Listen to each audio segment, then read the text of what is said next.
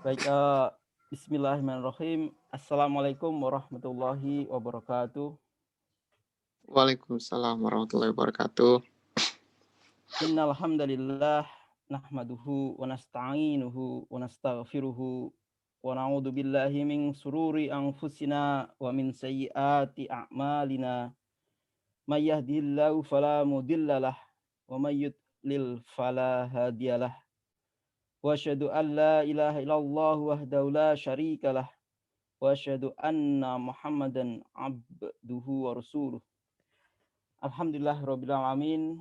Puji syukur kita aturkan kepada Allah Subhanahu wa taala atas nikmat iman, nikmat Islam dan juga nikmat istiqomah sehingga kita bisa berjumpa lagi pada keluarga kecil kita kali ini, yaitu keluarga Arba'in An-Nawawi dengan Ustadz Dr. Topan Setiadipura. Terima kasih kepada para sahabat yang telah bergabung sejak awal. Insya Allah pada malam hari ini kita akan membahas tentang pentingnya rasa malu. Dan mungkin sebagai pengantar saya mohon izin untuk membacakan beberapa ayat surat Al-Mulk sebagai pengingat untuk diri saya sendiri dan juga sahabat sekalian. Dua ayat di surat Al-Mulk. A'udzu billahi minasyaitonir rajim.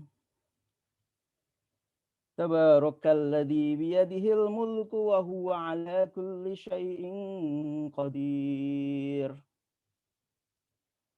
Alladzi khalaqal mauta wal hayata liyabluwakum ayyukum ahsanu amala wa huwal azizul ghafur. Nah, di ayat yang pertama ini kita masuki Allah yang menguasai segala kerajaan dan Dia Maha Kuasa atas segala sesuatu. Mengingatkan kita tentang keagungan Allah, bahwa Allah menguasai segala sesuatu yang ada di langit dan di bumi dan juga di antara keduanya. Dan kemudian dilanjutkan dengan kalimat bahwa Allah adalah Maha Kuasa atas segala sesuatu. Dan juga di ayat kedua, Allah menciptakan mati dan hidup untuk menguji kamu, siapa di antara kamu yang lebih baik amalnya. Dan ini kita berlomba-lomba dalam beramal, karena itu memang Allah menguji kita, siapa di antara kita yang lebih baik amalnya. Dan juga amal mesti dilandasi dengan ilmu. Dan salah satu investasi waktu kita kali ini adalah untuk mengkaji ilmu dari Arba'in An-Nawawi. Dan juga di penggalan terakhir, dan Dia Maha Perkasa, Maha Pengampun. Dan ini menunjukkan bahwa Allah menggandengkan maha keperkasaannya dengan pengampunannya yang luas. Dan malu ini, seingat saya ada salah satu hadis yang menunjukkan bahwa malu itu bagian dari iman. Mungkin nanti akan dibahas lebih lanjut dan akan bisa mengantarkan kita untuk lebih dekat kepada Allah, insya Allah. Demikian kita akan mengkaji bab ini bersama Ustadz Dr. Topan sekitar 1 jam, kemudian dilanjutkan dengan tanya jawab. Silakan Mas Topan.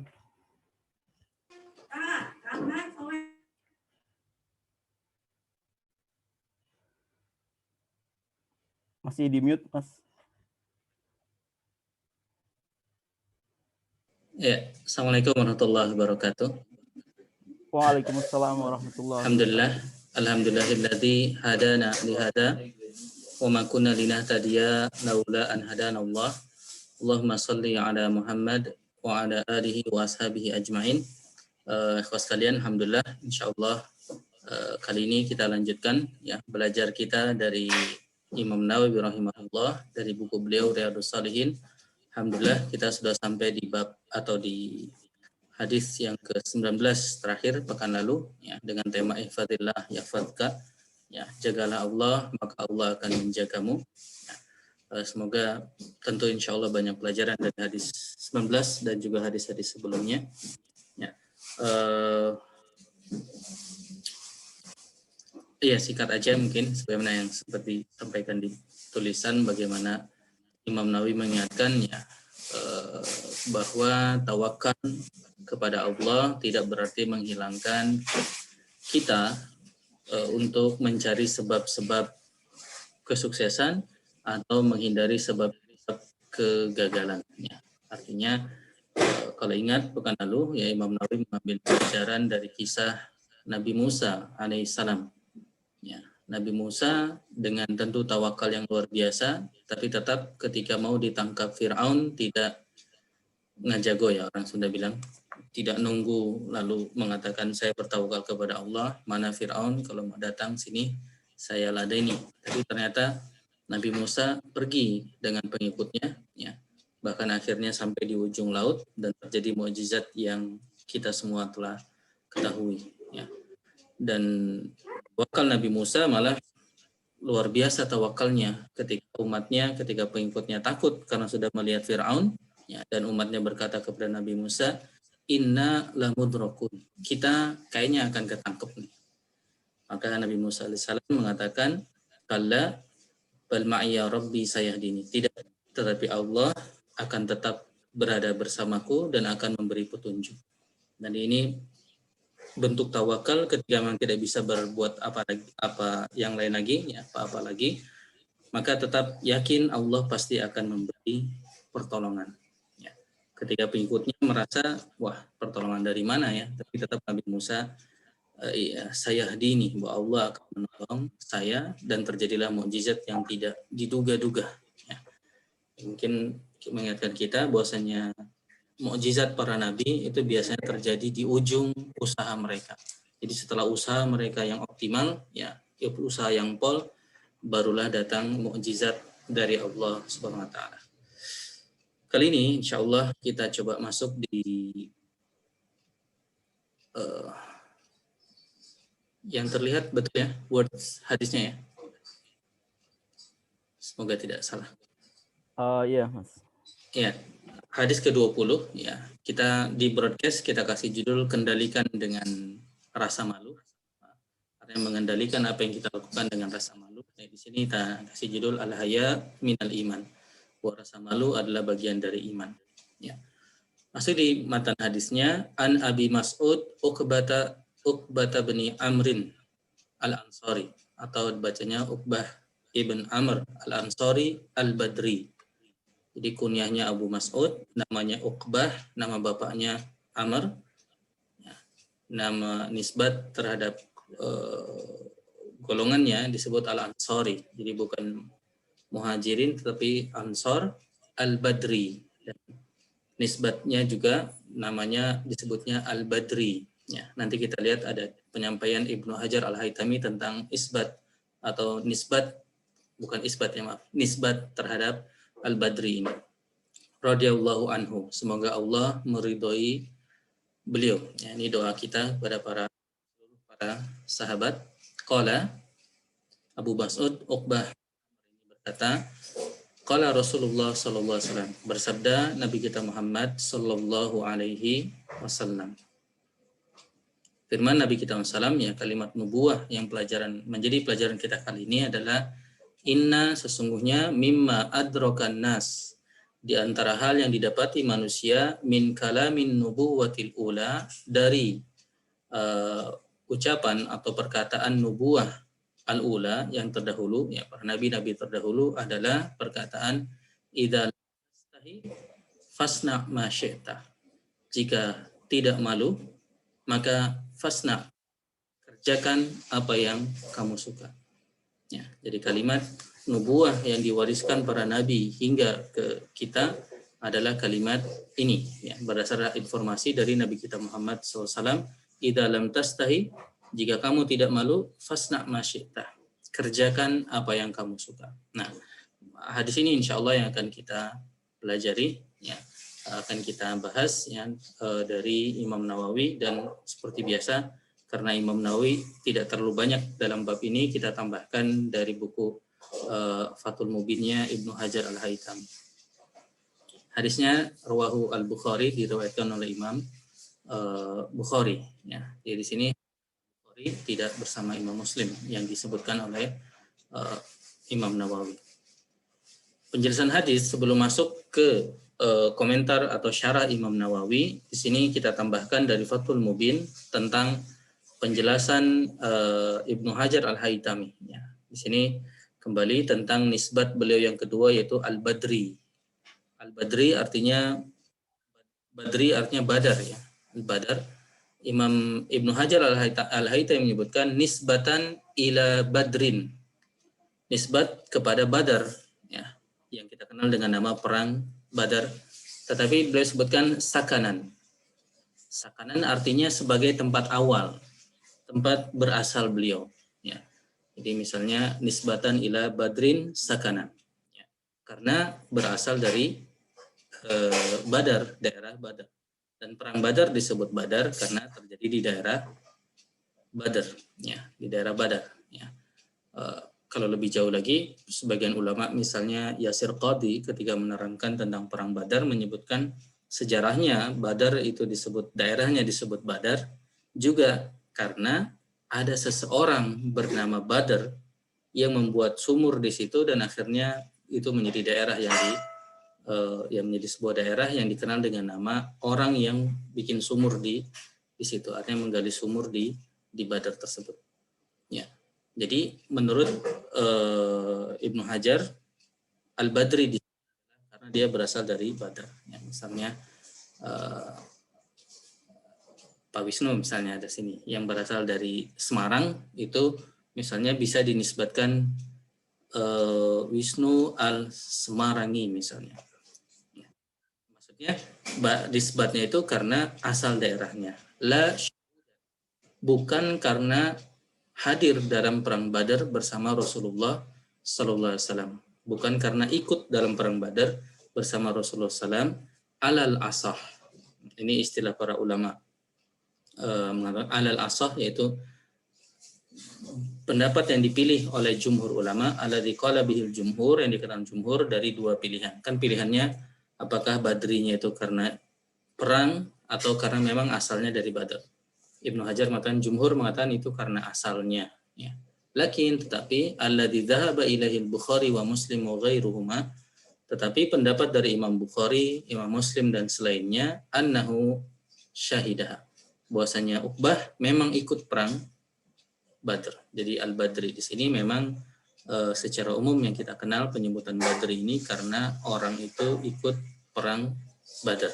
Meskipun tidak semua, kadang dinamakan, ditambah namanya Al-Badri secara eksplisit. Ya, minimal ini sebagai wawasan saja bagaimana para ulama berikhtilaf dalam masalah memahami ya nisbat Al-Badri untuk nama Abu Mas'ud Uqbah bin Amr Al-Ansari Al-Badri. Ya, dalam matan Arba'in seperti itu. Al-Ansari yaitu kelompok Ansor, Al-Badri yaitu berasal dari Badar atau memang ikut dalam perang Badar. Kembali sebagai pengantar belum masuk di komentar Imam Nawawi, karena Imam Nawawi mengomentari langsung di inti kalimatnya. Tapi sebelum menyampaikan inti kalimat, Nabi SAW tadi disebutkan menyampaikan inna mimma adrakan nas min kalami nubuwatil ula. Jadi yang didapat oleh manusia dari perkataan nubuah yang pertama adalah kalimat ini yang nanti kita bahas sebagai daging utama dari hadis ini. Tapi pengantarnya apa maksudnya?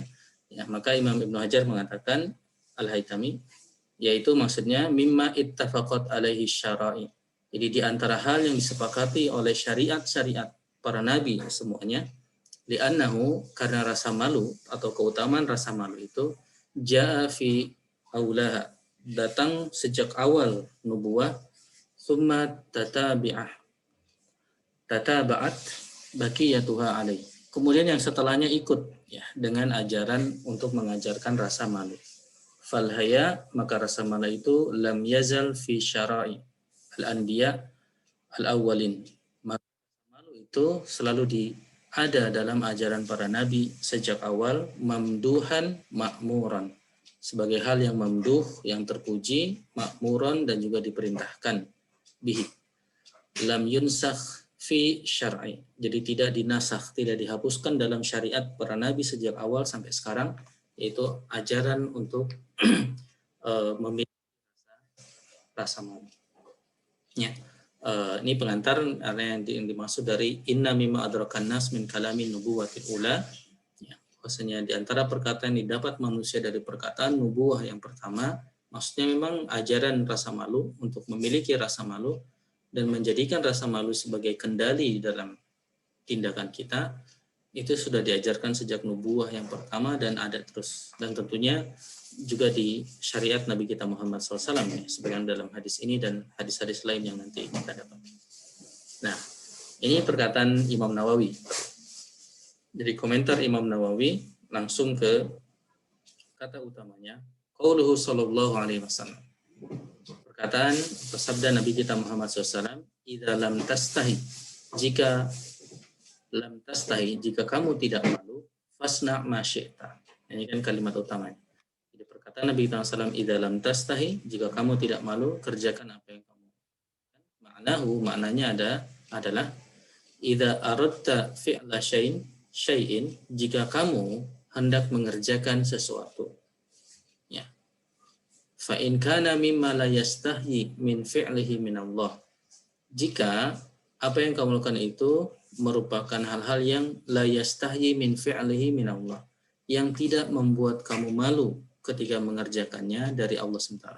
Jadi ketika ngerjain kamu tidak malu kepada Allah SWT, wala minan nas, juga tidak malu terhadap manusia, faf'alhu, maka kerjakanlah. Wa illa, sebaliknya, fala, maka jangan. Jadi kalau kita mau mengerjakan sesuatu, maka cek apakah itu membuat saya malu di hadapan Allah SWT. Bahkan Imam Nawawi menambahkan, apakah membuat saya malu di hadapan manusia? Ya. Kalau tidak, faf'alhu, maka kerjakanlah. Kalau sebaliknya, ternyata yang kita lakukan itu membuat kita malu di hadapan Allah SWT, juga malu di hadapan manusia, fala, maka jangan kerjakan. Ya. Dan Imam Nawawi menyebutkan wa ala hadza, dan terhadap di atas prinsip inilah, ya, wa ala hadza, di atas prinsip inilah, wa ala hadzal hadis, di atas hadis inilah, yaduru madarul Islam kulluhu, artinya berputar, berporos, poros Islam semuanya. Artinya ajaran Islam kalau ditarik porosnya ya berputar pada hadis ini, yaitu bagaimana menjadi seleksi dalam mengerjakan amalnya, apakah itu membuat kita malu di hadapan Allah SWT atau tidak. Ya, dan ternyata tidak hanya di hadapan Allah, ya. Di sini Imam menambahkan wala minan nas, juga di hadapan manusia. Jadi sampai batas tertentu ya itu juga perlu kita perhatikan. Ya. Jadi pesan maknanya adalah coba cek ya apa yang kita lakukan itu apakah membuat kita malu di hadapan Allah atau tidak. Ya. Jadi ini kalau lihat makna ini nuansanya mirip dengan ketakwaan, ya. Mirip dengan ketakwaan. Ya. Seperti definisi salah seorang sahabat, takwa itu seperti kita jalan lalu kita cek apakah kita menginjak duri atau tidak. Tapi ini kita cek apakah itu membuat kita malu di hadapan Allah atau tidak. Wa ala hadza yakunu qaulu sallallahu alaihi wasallam, maka dengan pemahaman yang pertama ini, perkataan Nabi kita sallallahu alaihi wasallam fasna masyita itu menjadi sebagai amrun ibahah, menjadi perintah yang membolehkan, artinya amrun ibahah atau perintah yang mubah, ya, menjadikan mubah. Ya kalau memang tidak membuat malu maka silakan dikerjakan. Li'annal fi'la, karena amal atau tindakan, idza lam yakun munhiyan anhu syar'an, jika tindakan tersebut tidak dilarang secara syar'i, kana mubahan, maka itu mubah. Nah, ketika hal yang kita lakukan itu tidak membuat kita malu dan secara umum memang tidak dilarang oleh syariat, ya, maka itu mubah. Ya. Jadi ini makna pertama. Jadi makna pertama tidak bertolak belakang dengan hadisnya. Fasna masyita. Idza lam tastahi fasna masyita. Jika kamu tidak malu, kerjakan. Artinya kalau yang memang kita mau kerjakan itu tidak membuat kita malu di hadapan Allah SWT, fasna, kerjakan apa yang kita mau tersebut. Jadi seiring dengan makna eksplisit dari hadis ini. Ya. Yang kedua, dan Imam Nawawi hanya mengomentari 2 paragraf ini aja sebenarnya. Yang pertama dengan makna tadi, yang kedua wa minhum, dan di antara para ulama man fassaral hadis, yang menafsirkan hadis ini bi annaka bahwasanya Anda idza kunta la tastahi minallahi wa la turaqibhu fa'ti nafsaka munahan waf'al ma tasha. Jika kamu tidak malu kepada Allah SWT dan tidak turaqibhu, tidak merasa diawasi oleh Allah SWT, maka kamu akan kamu akan mengikuti, artinya kamu akan memberikan jiwamu apa yang diinginkannya. Maka kerjakan apa yang kamu inginkan. Artinya maknanya di sini fayakunul amru fihi litahdid lal ibah. Jadi makna ini malah peringatan. Jadi seakan-akan kalau kamu memang tidak malu lagi, ya silakan kerjakan. Dalam makna tahdid, peringatan. Jadi bukan membolehkan, lal ibah, la lil ibah, bukan dalam makna memubahkan, silahkan artinya boleh, tetapi litahdid, untuk memberi peringatan. Wa yakunu ka qauli ta'ala, maka hadis ini maknanya seperti qauli ta'ala, firman Allah SWT di surah Fussilat, i'malu ma syi'tum. Ya, nanti kita akan lihat lengkapnya surat ini sehingga lebih jelas konteksnya, dan juga firman Allah SWT lagi di surah Al-Isra juga akan kita lihat. Tapi poinnya yang kedua ini maknanya seakan-akan kalau memang nggak malu ya silahkan. Ya, seperti kita memperingatkan seseorang ya yang mau melakukan hal yang buruk, maka diantaranya kita ingatkan ya kalau nggak malu silahkan, tetapi sebenarnya akan ada dampak buruk dari apa yang dikerjakan itu. Ya, maknanya seperti ini. Jadi makna yang pertama tadi, makna yang kedua adalah tahdid, ya, peringatan dari Allah atau dari Nabi kita SAW. Kalimatnya peringatan. Misalnya ini sengaja kita pisahkan biar lebih jelas di surah Fussilat. Ya. Konteksnya seperti ini. Innalladzina yulhiduna fi ayatina, sesungguhnya orang-orang yang mengingkari ayat-ayat kami, la yakhfauna alaina, mereka tidak tersembunyi dari kami. Ya. Jadi apapun yang jadi orang-orang itu, orang-orang yang mengingkari ayat-ayat Allah SWT itu tidak bisa sembunyi dari Allah SWT. Afama yulqa fin nari khairun amman ya'ti aminan yaumal qiyamah. Ya. Maka apakah orang-orang yang dilemparkan ke dalam neraka itu lebih baik, ataukah orang-orang yang datang dengan aman dan sentosa pada hari kiamat, yang datang dalam keadaan yang baik pada hari kiamat? Ini juga pertanyaan retorik ya, tentu yang kedua yang lebih baik. Ya. Maka Allah ikuti dilanjutkan, i'malu masyi'tum, kerjakanlah apa yang kamu inginkan. Innahu, sesungguhnya Allah SWT bima ta'maluna basir. Sesungguhnya Allah SWT basirun bima ta'malun. Diterjemahkannya seperti itu. Basirun, maha melihat atas apa yang kamu kerjakan. Ya. Allah maha melihat atas apa yang kamu kerjakan. Ya. Artinya, i'malu, silakan kerjakan. Ya. Tapi ingat, Allah maha melihat. Ya. Allah maha melihat. Ya. Dan Allah akan membalas. Ya. Ini juga ayat, jadi kembali konteks yang pertama seperti itu. Jadi orang-orang yang mengingkari ayat-ayat kami itu jelek, ya, tidak bisa tersembunyi. Lalu apa yang dimasuk ke neraka lebih baik daripada yang baik nanti di hari kiamatnya. Setelah pengantar itu Allah SWT menyampaikan, i'malu masyi'tum, silakan kerjakan apa yang kamu kehendaki. Ya, sekarang kan kalau ikut di kalimat sebelumnya, silakan ikut mau yang mana, mau yang masuk neraka atau yang masuk surga. Tapi yang jelas apa yang kamu lakukan itu ada dampaknya atau ada akibatnya. Ya, ada akibatnya. Jadi bentuknya tahdid, peringatan. Fasna masyi'ta, idza lam tastahi fasna masyi'ta. Jika kamu tidak malu, silakan kerjakan. Tapi bukan silakan dalam artian amrun ibahah tadi, perintah yang membolehkan, tapi justru peringatan. Silahkan. Nah, implisit di situ, tapi ingat ada balasannya. Ya, dan ini sebenarnya dalam kehidupan sehari-hari kita biasa dengan itu ya. Misalnya ada kepada putra-putri kita ya, ketika mereka melakukan hal yang tidak baik, kadang gayanya seperti itu. Ya. Kalau mau silahkan. Tapi maksudnya bahaya nanti, ya. Bahaya nanti kalau itu dikerjakan. Dan biasanya hal itu dilakukan setelah kita merasa sadar bahwa informasi bahaya itu sudah disampaikan. Ya. Seperti di sini Allah menyampaikan, "Afamay yulqa finnari khairun ammay ya'ti aminan yaumal qiyamah." Apa yang masuk neraka itu lebih baik daripada orang yang aman di hari kiamat nanti, ya, ahli surga. Ya. Sudah diingatkan juga bahwasanya orang-orang yang ingkari ayat Allah SWT itu tidak tersembunyi dari Allah SWT. Setelah diperingati baru silakan kerjakan apa yang kau mau, dalam makna tahdid, ya, peringatan. Juga ayat yang dicontohkan oleh Imam Nawawi, ya, meskipun beliau nukil hanya bagian awalnya, ya, karena tentu dalam kalimat beliau difahami kita itu sudah hafal lengkap ayat tersebut. Ya. Sini kita pisahkan ayatnya. Ya, dalam firman Allah SWT di surah Al-Isra ayat 64, ini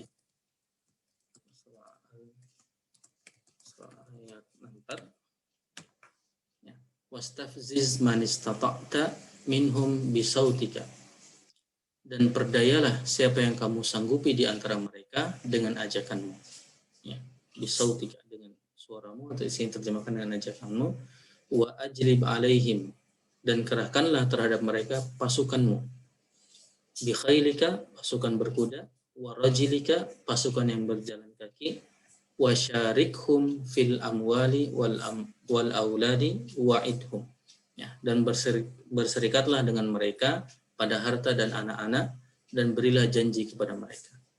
Ini perkataan Allah SWT kepada iblis, ya, kepada iblis. Ya. Wa ma ya'iduhumus syaitanu illa ghurura. Dan Allah tidaklah yang dijanjikan oleh syaitan kepada mereka, itu kepada manusia, melainkan hanya tipuan belaka. Jadi ini perintah bukan artinya Allah memerintahkan, ya, sehingga seakan-akan iblis itu mendapat surat perintah, ya, mendapat surat jalan dari Allah SWT. Dari Allah SWT, oke, boleh loh saya mengganggu, dalam artian itu menjadi sebuah kebaikan, sebuah hal yang mubah, ya. Tetapi silahkan, nanti ada akibatnya, ya, nanti ada hukumannya dari apa yang dilakukan itu. Nah, dua ayat itu menggambarkan menurut Imam Nawawi maknanya seperti itu.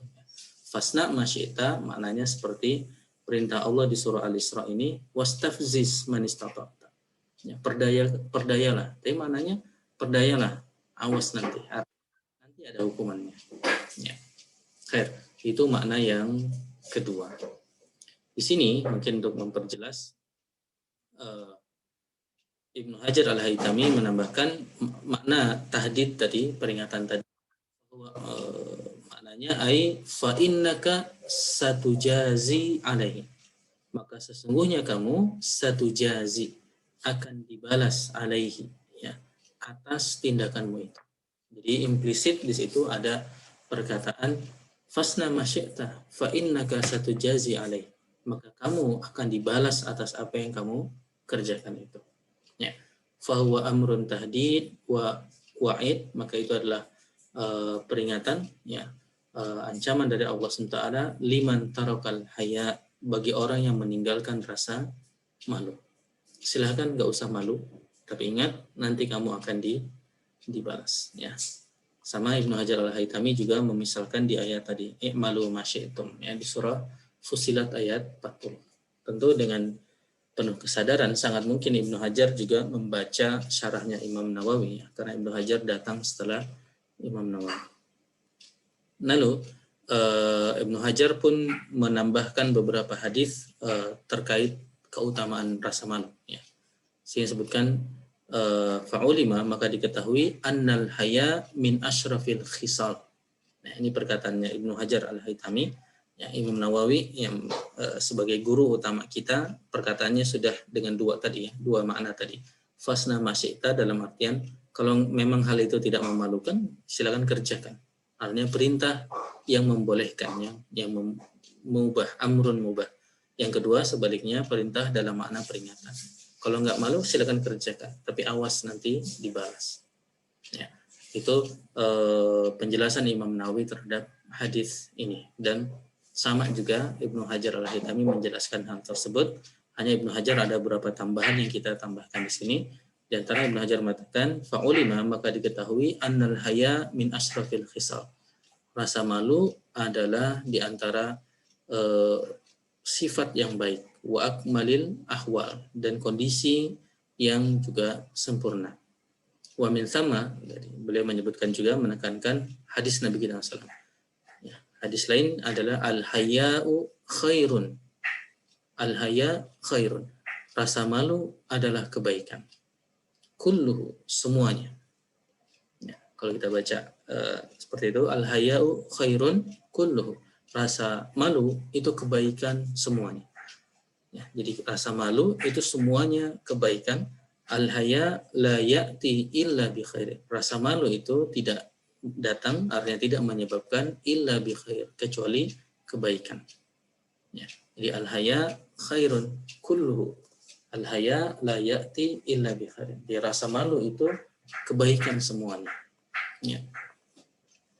Dengan ini para ulama kadang mengambil pelajaran bahwasanya hal-hal yang tidak baik yang dikira rasa malu tetapi malah menghasilkan hal yang buruk atau bertentangan dengan syariat, maka per hadis ini itu sebenarnya bukan rasa malu, ya. Misalnya disebutkan oleh Ibnu Hajar orang yang takut beramar ma'ruf nahi munkar, ya, maka itu bukan rasa malu sebenarnya, maka itu bisa masuk di rasa lemah, sifat lemah seseorang. Jadi bukan rasa malu. Bisa jadi itu adalah muncul juga sebenarnya itu adalah was-was, ya, yang menyelinap seakan-akan dia haya, padahal haya adalah al-haya khairun kulluhu, ya. Al-haya la ya'ti illa bi khair. Al-haya itu tidak datang kecuali dengan kebaikan. Dalam hadis lain wajah juga datang hadis lain annahu sallallahu alaihi wasallam, bahwa Nabi kita sallallahu kana asyadda hayaan. Ini tentang akhlak Nabi kita SAW sebutkan kana asyadda hayaan. Nabi kita SAW itu lebih malu, ya, minal bakari, dari perawan di pingitannya. Artinya lebih malu dari seorang perawan yang sedang dipingit. Jadi itu sikap Nabi kita Muhammad sallallahu alaihi wasallam. Wasahha juga sahih, ya, innal haya syu'batun minal iman. Bahwasanya rasa malu itu syu'batun minal iman. Rasa malu adalah cabang atau bagian dari keimanan. Ya, dan 3 hadis yang disebut ini semuanya muttafaq alaih, diriwayatkan oleh Imam Bukhari dan Imam Muslim, dan melengkapi hadis kita yang disebutkan di hadis ke-20 dalam Arba'in An-Nawawiyah. Ya. Di sini disebutkan wa min thamma qala sallallahu alaihi wasallam, disebutkan dalam hadis lain juga perkataan Nabi kita SAW terhadap seseorang yang mengganggu atau menghina saudaranya karena rasa malu, ya. Maka Nabi kita SAW mengingatkan orang yang mengganggu saudaranya yang punya rasa malu tersebut, da'hu, tinggalkan dia atau jangan ganggu dia. Fa innal haya minal iman, karena sesungguhnya haya, rasa malu itu minal iman, bagian dari iman. Ya, ini pun diriwayatkan oleh Imam Bukhari dan Muslim. Maksud penjelasannya menurut Imam Ibnu Hajar Al-Haytami, min asbab aslil iman, bahwa rasa malu adalah di antara sebab pokok keimanan, wa akhlak ahli, dan akhlak dari orang tersebut. Mengapa? Liman ihi minan fawahish, karena keimanan, karena rasa takut itu mencegah seseorang dari hal yang jelek, fahisha. Wa hamlihi alal birri wal khair. Dan sebaliknya rasa malu mendorong seseorang, membawa seseorang kepada albir wal khair, ya, kepada albir wal khair, pada kebaikan, ya. Kama yamnaul iman sahibuhu min dzalik. Jadi sama dampaknya sebagaimana iman, ya. Dan itu juga umumnya para ulama menjelaskan mengapa mengapa rasa malu itu syu'batun minal iman, adalah bagian dari iman. Karena apa? Karena memang memiliki efek yang sama dengan iman, yaitu dia mencegah dari hal yang jelek dan mendorong kepada kebaikan, dan itulah fungsi dari iman, ya. Sehingga ketika ada orang yang Allah telah menggambarkan orang-orang yang tetap berlaku jelek, ya. Dalam Al-Quran disebutkan bi'sa ma ya'murukum bihi imanukum in kuntum mu'minin. Jelek sekali apa yang diperintahkan oleh iman kalian. Jadi seakan jelek sekali kok dampak atau perintah atau akibat dari keimanan kalian kalau kalian benar-benar beriman. Jadi ngaku beriman tapi kok efeknya jelek. Padahal harusnya iman berefek baik seperti disebutkan di sini. Dan haya, rasa malu juga harusnya punya efek yang sama sebagaimana keimanan. Ya. Jadi ini penjelasan Ibnu Hajar Al-Haytami tentang al-haya minal iman. Rasa malu bagian dari iman. Mengapa jadi bagian? Karena tadi efeknya sama, ya. Dampaknya sama. Haya dengan keimanan. Ya. Lalu tadi kalau ada sesuatu yang dia bilang malu tapi malu untuk melakukan kebaikan, maka diantaranya sebagai ulama menjelaskan berdasar hadis ini al-haya'u khairun kullu, karena bisa jadi sebenarnya itu bukan rasa malu, ya, tapi itu adalah sifat lemah misalnya, atau itu was-was dari syaitan.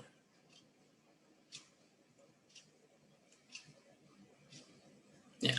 Kemudian terakhir kalau masalah ini yang kita ambil juga dari tulisan Ibnu Hajar Al-Haytami, ya, tentang definisi dari malu itu sendiri, ya. Dan definisi dari malu ada 3 beliau sebutkan, ya. Haya pertama adalah inqibadun wa khasyatun. Inqibad itu apa ya? Tekanan, ya. Jadi mungkin stres kalau bahasa kita mungkin. Jadi rasa tertekan, ya, kita terjemahkan rasa tertekan, wa khasyatun, dan rasa takut, ya. Yajiduha al-insan, yang dirasakan oleh manusia min nafsihi, ya, dalam jiwanya, indama yuttala'a minhu alal qabih, ketika dia terlihat dalam keadaan yang qabih, dalam keadaan yang jelek, ya, jelek secara zahir bisa, dan tentunya juga termasuk jelek secara maknawi, artinya dia sedang melakukan hal yang jelek, ya.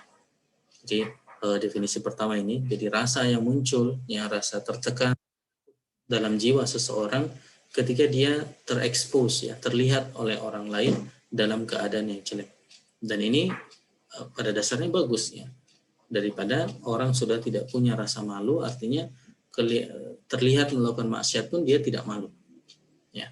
Tentu semuanya kembali berdasar kepada hadis kita tentang niat, ya, bahwa ketika dia tidak malu, yang utama tentu adalah malu kepada Allah SWT, ya. Tapi hal-hal malu yang lainnya yang membawa kepada kebaikan tetap juga baik, insya Allah, ya. Jadi rasa malu, definisi pertama adalah inqibadun wa khasyatun yajiduhal insan min nafsihi indama yuttala'a minhu alal qabih, ya, ketika terlihat, ya, terekspos dalam keadaan yang jelek. Dan itu bagus, ya, kembali secara jibiliyah, secara tabi'i, seorang itu masih bagus rasa malunya, rasa termasuk juga keimanannya ketika dia malu kalau dia ada dalam keadaan jelek. Dia malu kalau dia ketahuan melakukan kemaksiatan atau dia ketahuan luput dari hal yang wajib misalnya. Dan itu hal yang bagus, ya, itu kebaikan. Ya. Definisi yang kedua ini juga Allah mungkin umum diberikan, ya, lebih umum, lebih sering diberikan. Khuluqun adalah akhlak yab'atsu ala tarkil qabih, akhlak yang membangkitkan, ya, yang mendorong seseorang untuk tarkil qabih, untuk meninggalkan hal yang jelek. Plus wa yamna'u minat taqsir fi haqqi dzil haqq, dan mencegah seseorang dari at-taqsir, ya, dari qasar, ya, dari kekurangan dalam memenuhi hak orang lain. Jadi dia malu kalau dia tidak memenuhi hak orang lain secara sempurna atau secara seharusnya, ya. Jadi itu juga rasa malu. Jadi mendorong orang untuk melakukan tarkil qabih, meninggalkan yang qabih, dan yang kedua mencegah seseorang min taksir fi haqqi dzil haqq. Taksir artinya kekurangan dalam haknya dzil haqq, orang-orang yang memiliki hak. Jadi dia malu ketika ada orang yang memiliki hak kepadanya, baik itu harta maupun selain harta, ya, berupa kebaikan, bantuan, pertolongan, dan lain sebagainya. Dia malu untuk mengurangi atau kurang dalam hal hak tersebut, ya. Dan yang ketiga, wahadahu al-arifin, ya, seorang imam, ya, Abul Qasim al-Junaid, ya, seorang ulama yang masyhur, ya, memberikan definisi yang mungkin lebih abstrak, ya. Beliau mengatakan malu adalah ru'yatul ala, melihat al-ala. Al-ala itu nikmat-nikmat Allah SWT. Ini kata ini masyhur dalam surah Ar-Rahman, ya. Fabi ayyi ala'i rabbikuma tukadziban. Al-ala di situ adalah nikmat-nikmat Allah SWT. Jadi dia melihat nikmat-nikmat Allah SWT. Ai an-ni'ami, itu nikmat-nikmat Allah SWT. Jadi di satu sisi wa ru'yatut taksir, di sisi lain dia melihat kekurangan dirinya, ya. Kekurangan dirinya dalam melakukan apa yang harus dia lakukan dengan kenikmatan-kenikmatan tersebut. Fayatawallada bainahuma halatan. Maka di antara dua keadaan tersebut, yatawallada artinya lahirlah atau muncullah kondisi tusamma hayaan yang dinamakan rasa malu. Ya. Jadi ya, malu karena di satu sisi ada kenikmatan dari Allah SWT, di satu sisi loh kok saya begini, ya. Jadi dia malu. Dan ini tentu juga bisa dalam banyak hal, ya. Ketika orang berlaku, kita mendapatkan kebaikan-kebaikan, tapi kok kita tidak memberikan apa yang harusnya kita berikan, maka muncul rasa malu. Harusnya saya bisa lebih baik, seperti itu. Ya. Ini yang bisa kita ambilkan, kita tambahkan dari Fathul Mubin. Sedangkan apa yang diberikan oleh Imam Nawawi terkait hadis ini dengan dua definisi tadi, dengan dua pemahaman bahwa fasna masyita artinya memang sesuai dengan eksplisit hadisnya, idza lam tastahi fasna masyita.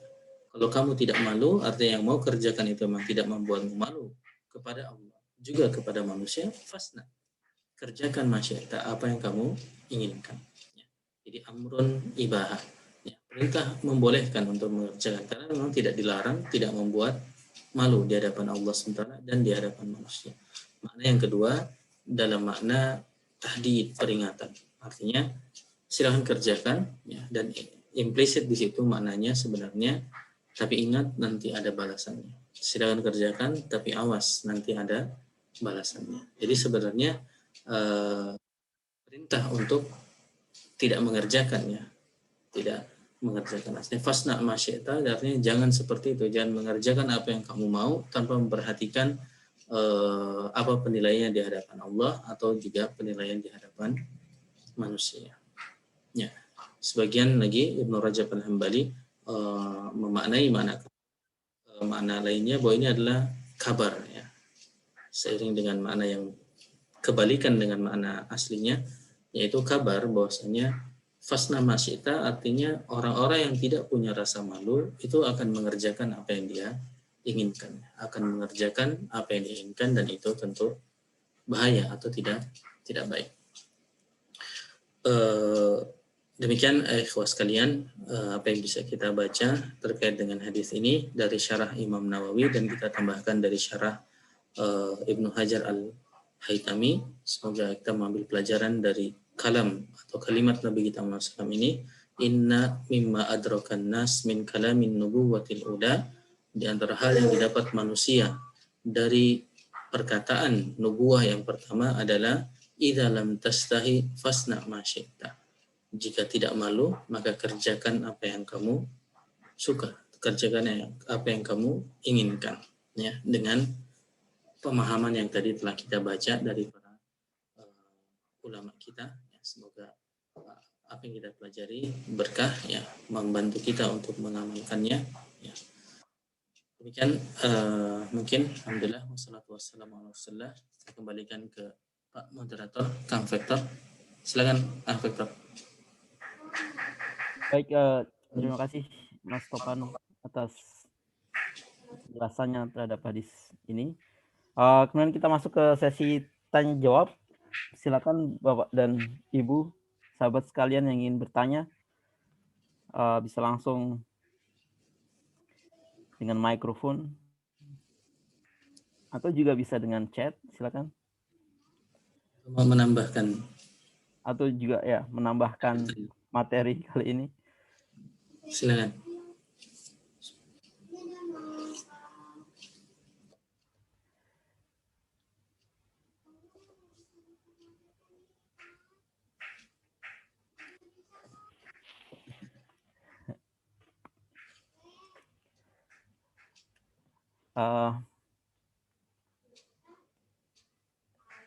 Ya, saya mau komen sambil menunggu ini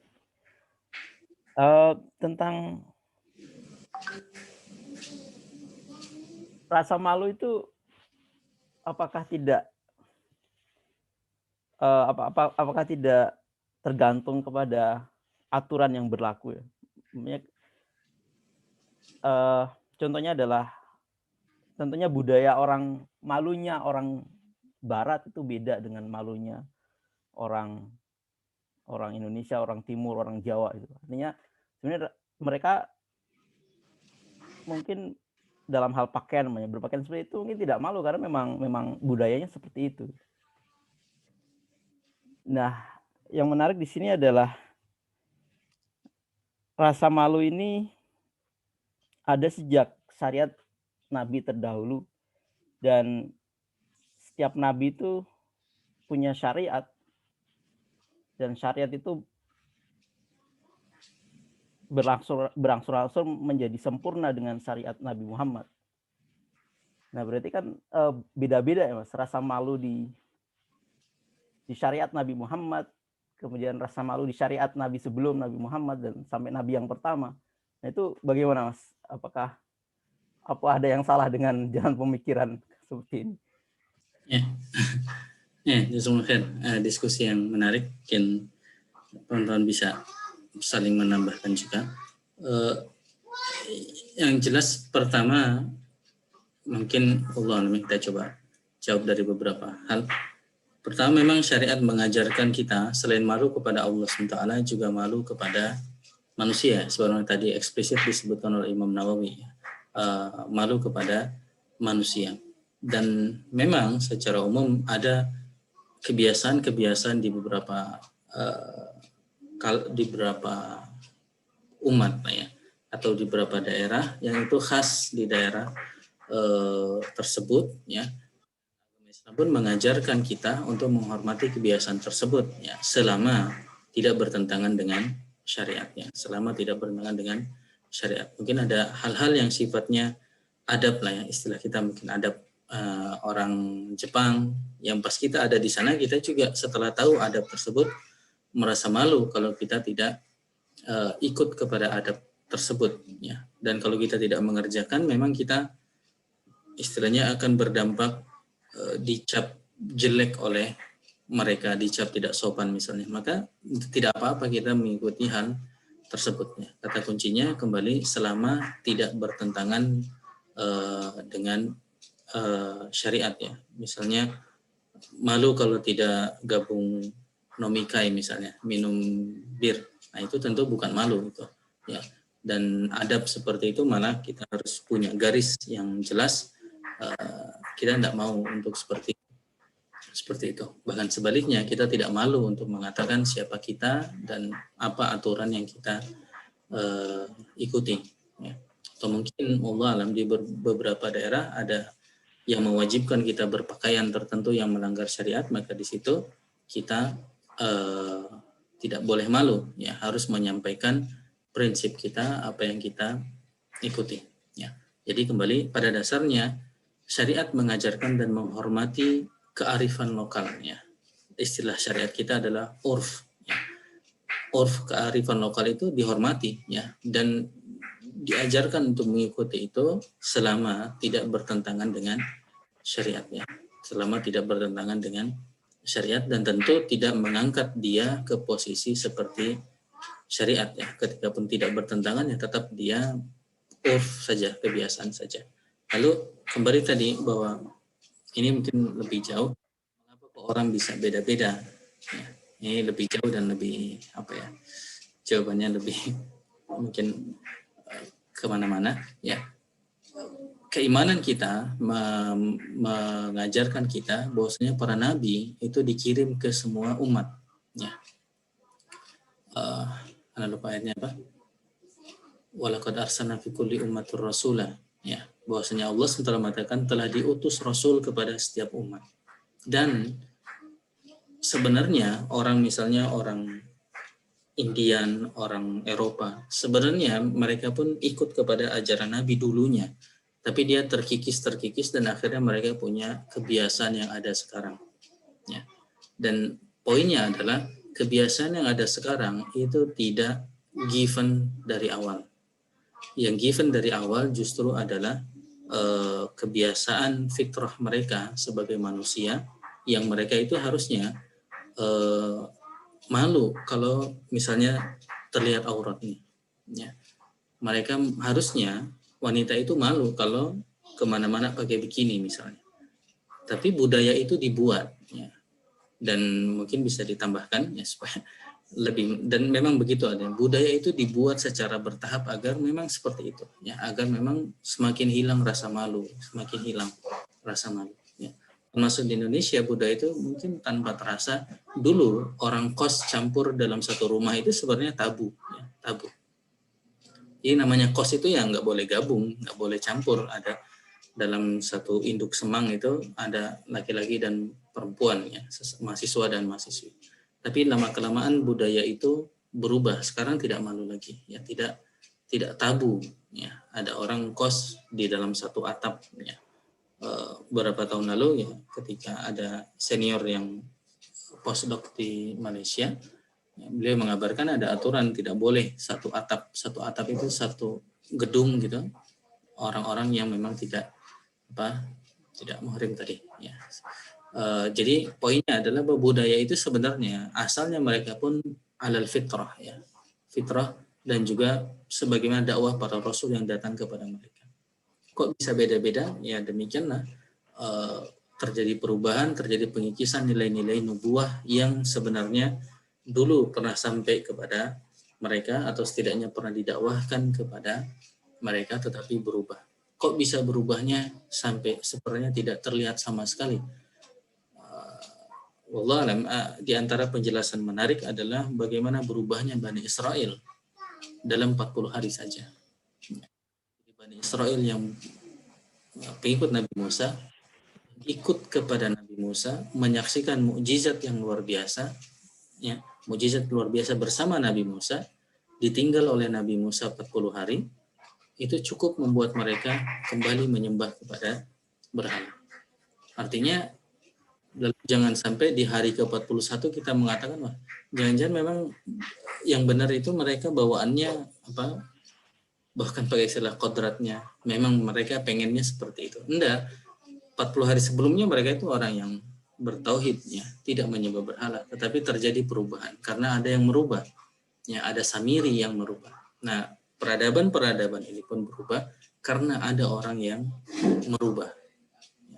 Dan tadi alhamdulillah kita kebetulan sedang bahas surah Al-Isra juga ayat 64. Memang iblis itu akan mengerahkan tadi pasukannya, baik yang pakai kuda, yang berjalan. Jadi bermacam-macam pasukan iblis untuk merubah budaya ini, ya, sehingga akhirnya al-haq itu kebenaran itu terasa asing. Kita tanpa sadar merasa, kok kita tidak cocok dengan budaya ini, kok kita tidak cocok dengan misalnya orang Eropa. Sebenarnya mereka yang berubah, ya. Jadi perspektif kita sebenarnya mereka yang berubah, ya. Kalaupun misalnya kita runtun mereka ikut kepada ajaran Kristiani misalnya, maka ujung-ujungnya bisa ketemu kepada ajaran tauhid, ya, dan ajaran Allah Subhanahu wa taala. Itu mungkin pendekatan kedua. Nah, mohon maaf agak panjang, tapi poinnya adalah yang pertama tadi, kita Islam mengajarkan menghormati urf, kearifan lokal. Lalu yang kedua, bahwa yang sekarang dianggap kearifan lokal itu juga adalah atas izin Allah SWT, atas hikmah Allah SWT, juga adalah dari kreasi antara al-haq dan al-batil. Jadi kalau kita melihat suatu kampung masih sangat islami dan baik, maka karena ada kerja orang-orang yang dipilih oleh Allah SWT untuk menjaga nilai-nilai fitrah Islam di daerah tersebut. Ya. Jadi itu tidak given dari sananya. Jadi kita tidak berpikir oh memang kalau di Barat itu ya begini, sedangkan di Arab itu lebih Islami, seakan-akan seperti itu. Jadi seakan-akan itu given dari sananya. Tidak, ya, tidak seperti itu. Wallahu a'lam. Itu mungkin pendekatannya. Silakan teman-teman bisa tambahkan jawabannya. Bisa diskusi tentunya. Baik, terima kasih Mas Topan. Kalau yang tadi benar nggak sih bahwa syariat itu paling sempurna syariat Nabi Muhammad, kemudian syariat sebelumnya berarti kurang sempurna atau bagaimana? Mas? Syariat Nabi sebelumnya itu bagaimana? Betul.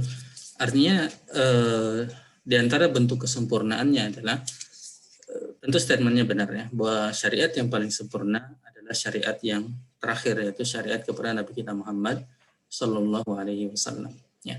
Dan syariat yang sebelumnya tidak sempurna dalam artian ya tidak sesempurna yang ada saat ini ya, meskipun tentu umat-umat yang ada pada syariat tertentu ya bagi mereka kesempurnaan versi mereka adalah ikut kepada syariatnya. Di antara contohnya syariat pada syariat kita adalah semua hal-hal yang memang buruk bagi kita itu telah diharamkan ya, dan itu tidak dijamin pada syariat-syariat sebelumnya. Misalnya apa ya? Makan babi atau gimana? Misalnya makan babi, artinya misalnya Bani Israel mereka menambah-nambah apa yang mereka sendiri, meskipun Allah tidak haramkan hal tersebut ya. Meskipun bisa jadi itu sebenarnya hal yang buruk bagi mereka, tapi di syariat itu memang tidak diharamkan oleh Allah Subhanahu wa taala. Maaf, mungkin detailnya masih belum bisa disampaikan, tapi betul statementnya, di syariat yang sekarang inilah syariat yang paling sempurna ya, di syariat Nabi kita Muhammad Sallallahu Alaihi Wasallam. Baik, terima kasih Mas Topan. Sementara seperti itu, Afwan.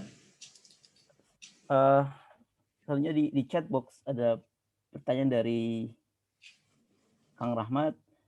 Di sebagian kaum muslimin terdapat malu yang salah kaprah, yaitu malu berbuat baik. Sebagai contoh, malunya siswa untuk tampil ke depan kelas atau mengemukakan pendapat atau juga bertanya kepada guru. Pertanyaannya, bagaimana caranya menasihati orang yang punya rasa malu ini, yang salah kaprah ini? Ya. Alhamdulillah, ya. Imam Ibnu Hajar Al-Haytami tadi juga mungkin sedikit disinggung, telah menyampaikan rasa malu yang istilahnya salah kaprah ini. Ya, beliau menyampaikan perlu perhatian, ya, perlu memperhatikan salah kaprah misalnya orang-orang yang malu untuk beramar ma'ruf nahi munkar. Ini contohnya. Ya, contoh di Kang Rahmat mungkin dari sisi orang yang harusnya tampil mengukuhkan pendapat, yang berani menyampaikan pendapat dan lain sebagainya, ya sebenarnya itu bukan malu. Jadi bagaimana caranya kita bisa kampanyekan bahwa malu itu sesuatu yang terhormat, dan dalam versi hadis tadi al-haya'u khairun kulluhu, rasa malu itu kebaikan semuanya. Dan kita tahu, sebenarnya kita sama-sama tahu bahwasanya orang yang malu untuk mengemukakan pendapat apalagi tampil di kelas itu nggak baik ya. Artinya bukan hal yang baik, dan sehingga itu bukan malu sebenarnya. Itu namanya mungkin merasa inferior, ya, merasa rendah diri. Ya, itu bukan rasa malu. Jadi cara menasihati dan mungkin kampanye secara umum adalah kita kampanyekan rasa malu secara lengkap sebagaimana diajarkan Nabi SAW dalam hadis-hadis tadi. Al-haya'u khairun kulluh. Al-haya'u la ya'ti illa bi khair. Al-haya' itu rasa seperti itu. Jadi orang misalnya, saya malu nih pakai menunjukkan keislaman saya. Saya malu menampakkan keislaman saya di muka umum. Maka kita ingatkan, itu bukan malu. Ya. Karena malu itu khairun kulluhu. Itu baik. Ya. Malu itu harusnya mendatangkan kebaikan. Justru kita malu kalau di tempat yang harusnya kita menunjukkan keislaman kita, ya, kita malah malu. Ya. Misalnya Kang Vektor ini di daerah non Muslim gitu, justru di daerah seperti itu biasanya lebih penting untuk kita menunjukkan saya itu Muslim, meskipun tidak harus betul-betul beda ya, artinya tidak membuat beda dan membuat aneh di muka orang, ya, di kalangan orang-orang, tetapi pada tempat tertentu penting untuk menunjukkan saya adalah Muslim, ya, saya adalah Muslim. Jadi mungkin menasihatnya seperti itu, yang mengingatkan esensi dari malu itu tidak seperti yang kita duga. Dan ini pun ya bukan hanya orang lain, ya, kita kadang enggak apa-apa, saya cuman malu aja, enggak mau mengoreksi amar ma'ruf nahi munkar. Maka mulai sekarang minimal kita katakan ternyata saya itu bukan malu, tetapi saya itu lemah. Nah, minimal mengakui kita yang lemah, itu mungkin mendorong ke depan untuk lebih berani beramar ma'ruf nahi munkar, untuk mengkoreksi hal-hal yang salah secara langsung. Jadi kalau kita malu mengkoreksi hal yang salah, biasanya kita membenarkan, wah, saya masih malu, ya. Maka kita katakan itu bukan malu, tapi itu lemah, karena kita lemah. Sehingga semoga lambat laun kita kan pada umumnya kita tidak mau mencitrakan diri kita yang lemah, ya. Kita ingin berubah menjadi lebih baik. Wallahu a'lam. Apa Asli?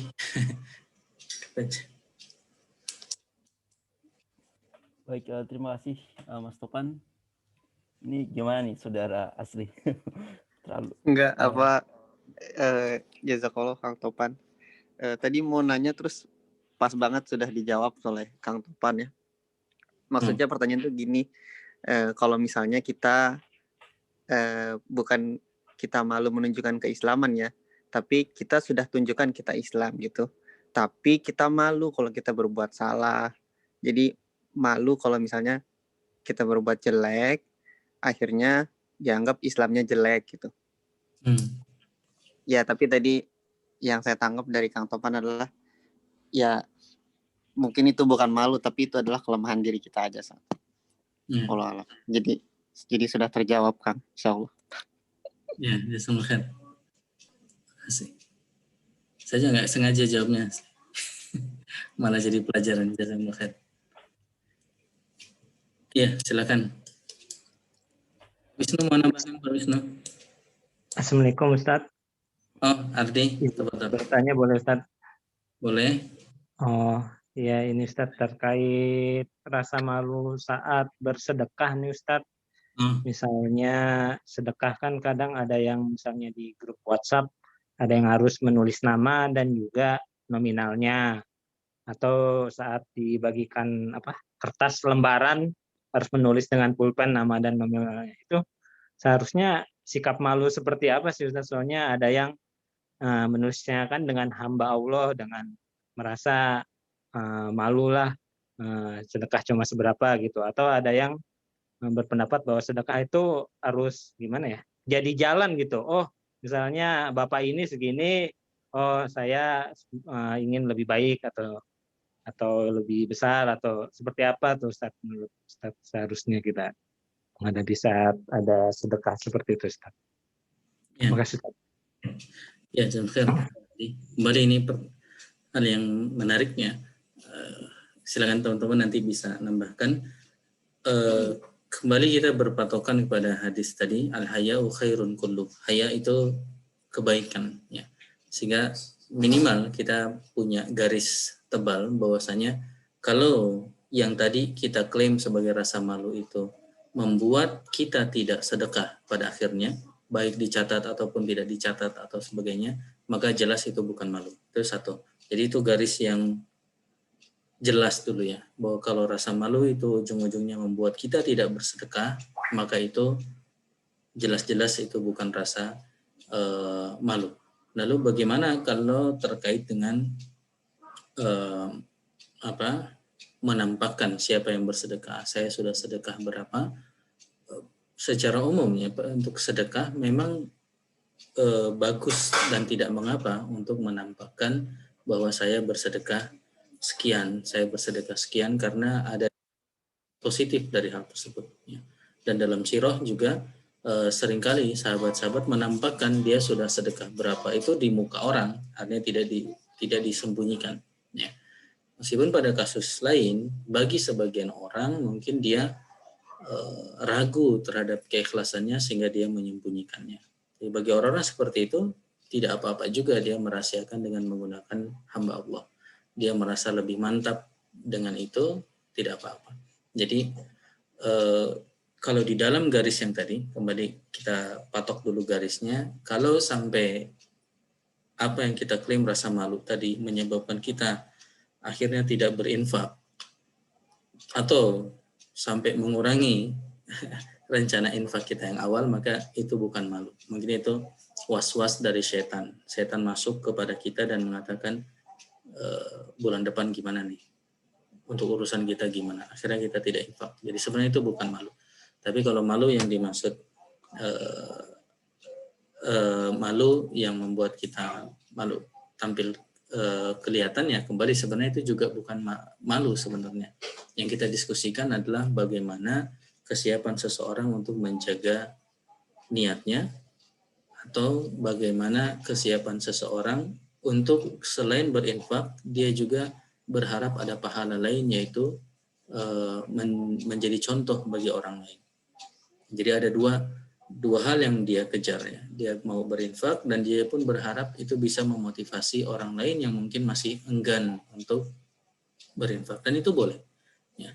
Tinggal tentu masing-masing silakan bisa menilai dirinya, dia kuat seperti apa. Apakah dirinya memilih untuk diam-diam saja dan mantap dengan itu, dengan berharap keridhaan dari Allah SWT meskipun tidak dilihat orang. Orang yang menampakkan pun dia mantap dengan itu karena niatnya tidak terganggu meskipun namanya disebut, bahkan dia berharap lebih dari itu bisa memotivasi orang lain, itu juga baik. Ya. Dan kita yang nonton semua itu, kita yang lihat semua itu, kembali kita berhusnuzon kepada semuanya. Ya.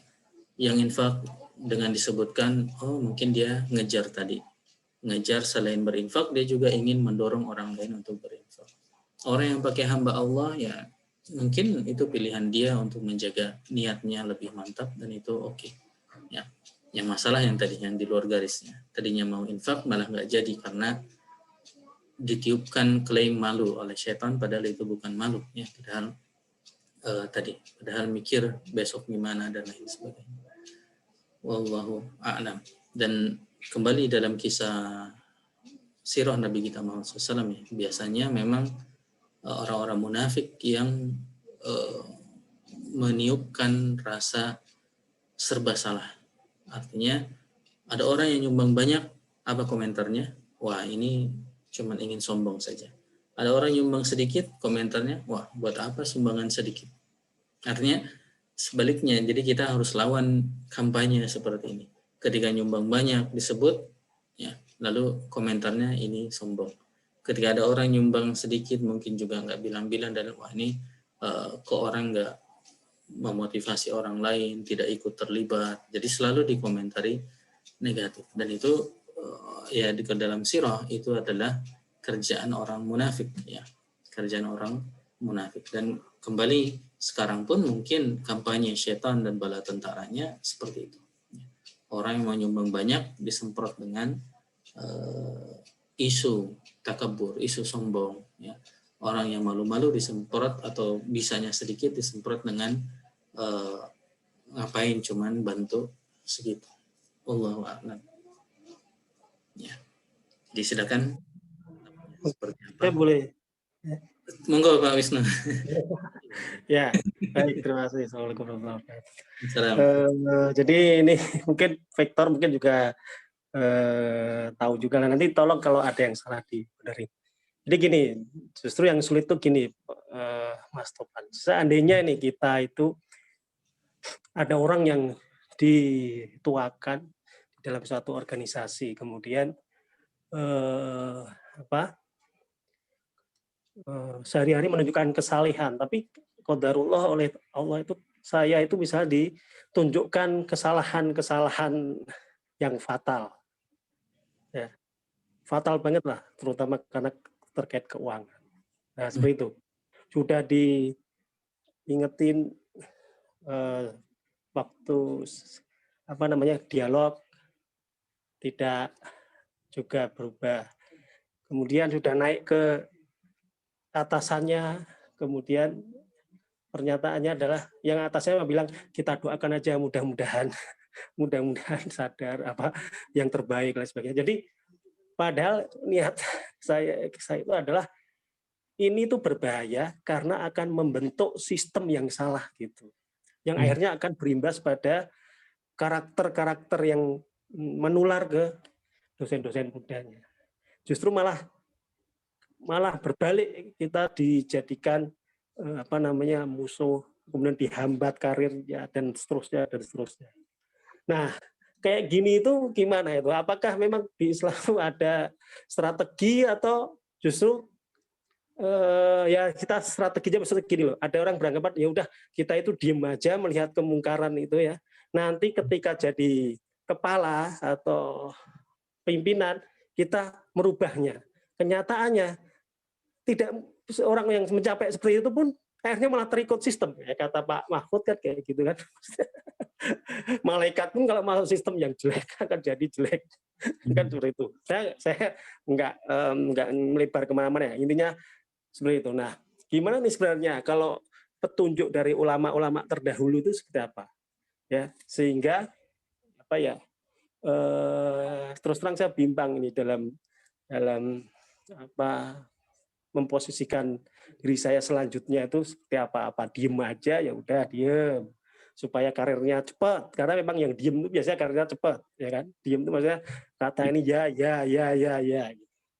atau menyuarakan yang enggak benar harus kita contoh aja, membuat tim ad hoc, mengadakan tim ad hoc supaya dapat uang kayak gitulah, seperti itu misalnya kayak gitu ya. Itu sudah parah loh itu. Mohon maaf, itu di negara kita itu sudah menurut saya seperti itu. Saya nggak tahu kalau di tempat lain, tapi yang jelas saya juga nggak nyebut tapi intinya adalah sebenarnya ada nggak sih petunjuk ulama-ulama terdahulu atau nabi terkait dengan situasi yang sangat-sangat membingungkan seperti sekarang ini gitu ya. Kalau berhadapan langsung dengan orang yang bukan Muslim sih saya kira gampang banget itu, tapi masalahnya adalah kita berhadapan dengan saudara-saudara sendiri yang mohon maaf nih ya, saya kali tadi posisi saya seperti itu ya. Kebetulan saya itu melihat sendiri dengan kepala sendiri hal-hal yang sebenarnya tidak patut dilakukan, tapi tersembunyi bisa menyembunyikan dengan baik. Yang tahu mungkin saya dan mungkin segelintir orang yang nggak berani mengungkapkan juga. Gimana itu? Ya, ya, jazakumullah Pak Wisnu. Ini diskusi yang sangat menarik dan sebenarnya konteksnya sangat penting bagi kita ya, karena kita hidup di zaman yang tentu kondisinya serba mayoritas serba belum ideal. Wallahu a'lam Pak Wisnu. Jadi secara umum tentunya kita tidak diajarkan untuk mengatakan yang batil itu hak. Ini kembali kita bikin garis yang jelas dulu. Kita tidak diajarkan untuk mengatakan yang batil itu hak. Kadang para ulama kalaupun mau agak lebar, agak fleksibel, itu istilahnya takhirul bayan, mengakhirkan penjelasan. Karena pada kasus-kasus di mana seseorang itu tidak pada posisi yang tidak pada posisi yang ditanya dan tidak pada posisi yang harus bertindak terhadap sesuatu ya. Misalnya tadi ya makanya para ulama sebenarnya ketika mengetahui keburukan orang lain, seperti contoh Pak Wisnu tadi, mereka banyak yang beristighfar ya, karena itu ujian bagi mereka, karena mereka harus melakukan sesuatu ya, karena sebelum tahu itu beda hukumnya dengan setelah tahu. Tapi kembali dulu ke garis tadi, pertama tidak boleh mengatakan yang batil itu menjadi hak. Jadi kalau memang sudah ditanya tentang sesuatu dan itu salah, maka kita tetap harus mengatakan itu batil dan mengkampanyekan bahwa itu batil. Jadi ketika ditanya misalnya Pak Wisnu ditanya pertimbangan tentang kejadian itu, ya pada saat itu ulama sepakat tidak boleh kita merubah hukum. Nah, yang agak memang jadi banyak ruang diskusi adalah kalau memang Pak Wisnu tidak pada posisi yang ditanya, tidak pada posisi yang bertanggung jawab dan lain sebagainya. Ini mulai agak rumit sebenarnya Pak Wisnu. Apakah memang bisa takhirul bayan tadi? Pak Wisnu melihat belum kondisi yang pas untuk membuka kasus tersebut karena bisa membawa mudarat yang lebih banyak lagi. Ya. Nah, tapi detailnya wallah mungkin Pak Wisnu bisa menilai. Yang jelas ada kejadian-kejadian yang seperti itu para ulama tidak bertindak terhadap sebuah kesalahan langsung saat itu karena ada hal-hal yang lebih luas yang menurutnya lebih penting untuk diperbaiki terlebih dahulu. Ya, ini kaidahnya seperti itu, tapi penempatkannya pada kasus Pak Wisnu tentu beda lagi. Apakah seperti itu atau enggak? Wallahu a'lam. Ya. Misalnya Nabi kita SAW pun berkeyakinan bahwa Ka'bah yang ada saat itu, yang beliau curhat kepada Aisyah radhiyallahu anha, ini sebenarnya Ka'bah ini dibangun nggak benar nih. Artinya harusnya tidak seperti ini, ya. Tidak seperti dibangun di zaman Nabi Ibrahim. Ya. Tapi lalu ketika dia kenapa nggak dibenerin, maka Rasulullah mengatakan kaummu ini belum siap dengan perubahan itu. Artinya Nabi SAW pun mengurutkan itu pada prioritas yang tidak di depan, perubahan terhadap bangunan Ka'bah. Tapi apakah yang tadi kesalahan tadi itu termasuk yang bisa dimundurkan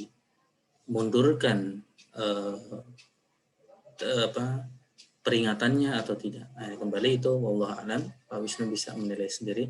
Kalau memang pun pada opsi ketiga kita harus bersuara saat itu dan langsung mengubah saat itu, maka ya pilihan itu diambil dan sebagaimana lazimnya al-amru bil ma'ruf wa nahyi 'anil munkar pasti susah dan pasti berat. Ya. Artinya kalaupun memang kita memilih jalan itu, semakin cepat sebenarnya akan semakin berat, meskipun insya Allah kita berharap ya setelah memang kita melihat itu yang terbaik, ya kita tetap sabar artinya ya memang perubahan itu tidak terjadi langsung gitu ya. Bisa jadi kebaikan itu terjadi malah di generasi setelah Pak Wisnu, meskipun di generasi Pak Wisnu contohnya ya, Pak Wisnu dikenalnya sebagai public enemy istilahnya mungkin. Tetapi ternyata generasi setelahnya melihat malah yang public enemy ini bagus ternyata. Dan itu malah menjadi contoh. Artinya jalan al-amru bil ma'ruf nahyi 'anil munkar atau taghyirul munkar, merubah kemungkaran itu memang tidak seketika dan yang harus sabar dengan prinsipnya tadi, terus mengkampanyekan yang ini salah loh, ini salah loh. Ya. Dan tentu dengan tetap berusaha sehikmah mungkin. Hanya ini kan ruangnya tentu Pak Wisnu yang ngerti bagaimana yang menerapkan prinsip-prinsip tadi. Jadi kalau secara umum dalam bab al-amru bil ma'ruf, para ulama biasanya melihat dari sisi itu kemungkinan takhirul bayan, ya, mengakhirkan. Tidak boleh merubah, tapi mengakhirkan boleh. Jadi Pak Wisnu tidak boleh mensetujui keburukan tadi. Tapi kadang ada ruang yang saya bilang tadi, menjadi banyak ruang diskusi adalah, boleh nggak saya mengakhirkan mengoreksi itu karena ada hal lain yang perlu dikoreksi, ada hal lain yang perlu disiapkan misalnya. Nah ini masuk ke ruang yang memang sangat ijtihadiyah ya, sangat ijtihadiyah. Tapi kalau Pak Wisnu suatu saat didatangkan untuk menjadi saksi terhadap kesalahan tersebutnya, tidak boleh mengatakan yang batil itu menjadi benar tentunya. Ya, tidak pernah syariat mengajarkan itu. Dan ini yang mungkin akhirnya yang agak rumit adalah di lapangan terjadi ijtihad yang berbeda antara dua orang yang sebenarnya niatnya baik. Nah ini menambah rumit suasana. Yang satu menilai ini bisa diakhirkan, yang satu menilai harus sekarang. Nah yang dua ini mungkin minimal harusnya saling mengerti ijtihad masing-masing dan saling menghormati ijtihad masing-masing. Ya, meskipun merukunkan dua gaya ini, ya perlu gayanya tersendiri. Jadi maksud saya, mungkin di lingkungan Pak Wisnu itu tidak semuanya against Pak Wisnu, menolak Pak Wisnu. Tapi ada sebagian yang ragu-ragu. Nah, yang ragu-ragu ini jangan segera dimasukkan ke kelompok yang menentang. Karena mungkin mereka hanya ragu tapi menunggu waktu untuk mendukung Pak Wisnu. Dan bisa jadi sebenarnya banyak yang seperti itu ya. Orang yang in between, di tengah-tengah, itu biasanya banyak ya. Atau bahasa kasarnya sebenarnya melihat kondisi. Melihat kondisi itu banyak. Nah, sebagian mengatakan jangan serang mereka karena nanti bisa jadi mereka masuk ke kelompoknya against Pak Wisnu. Wallahu a'lam. Ya, kalau ya yang terakhir mengakhirkan seperti itu kan sering terjadi ya. Dan Nabi kita Muhammad SAW pun melihat kemungkaran di zaman ketika beliau lemah di Makkah, akhirnya beliau membiarkan hal itu terjadi. Ya. Tetapi kembali, apakah itu diterapkan di Pak Wisnu saat ini? Itu di fase sebagian ya dalam lapangan dakwah mengistilahkan mungkin Pak Wisnu dinasehati dengan istilah ini, Pak Wisnu tenang, kita masih fase Mekah nih, masih siap-siap, kita belum kuat untuk melawan semua ini. Hanya memang kapan kita hijrahnya ini yang jadi menarik ya. Apakah memang Pak Wisnu mulai mengkader dosen-dosen muda seperti Vektor dan kader dalam artian mewarnai mereka dulu atau lain sebagainya. Wallahu a'lam. Tapi kalau sekarang sudah mulai dengan action nahi mungkar, berarti jalannya ya sabar dan insya Allah kampanyenya ditolong oleh Allah Subhanahu wa ta'ala. Wallahu a'lam Pak Wisnu. Kalau ada jalan-jalan yang memang administratif seperti itu, sebenarnya sangat mungkin ya menggunakan jalan-jalan administratif. Bahwasanya memang itu dilarang secara keinginan kampus, keinginan institusi untuk menjadi lebih baik.